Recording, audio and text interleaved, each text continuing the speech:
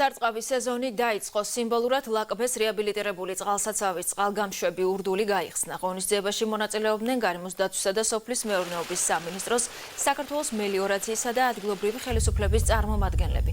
რეაბილიტირებული ინფრასტრუქტურა 1465 ჰექტარ მიწას უკეთესი წყალმომარაგებით უზრუნველყოფს 2012-2024 წლებში. კახეთში მელიორაციის პროგრამით 20,000 ჰექტარი მიწა წყლით უზრუნველყოფილ ტერიტორიას დაემატა.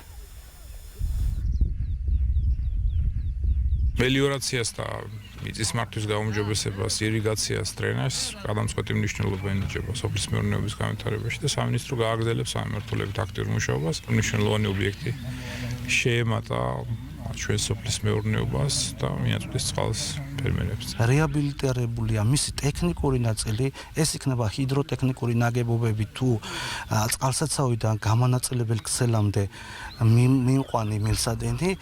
აღნიშნულ წყალსაცავში დღესდღეობით აკუმულირებულია 1,800,000 კუბი წყალი. წყალსაცავი შექმნის დაბადებით დებეთს განსაკუთრებით გვალვის პირობებში, რაც აქტუალურია და მოსახლეობას უფრო გაუვადვილდება, რომ თავიანთი სავარგულები გორწყონ და შესაბამისად მოსავალიც მოიყვანონ გაცილებით უკეთესი.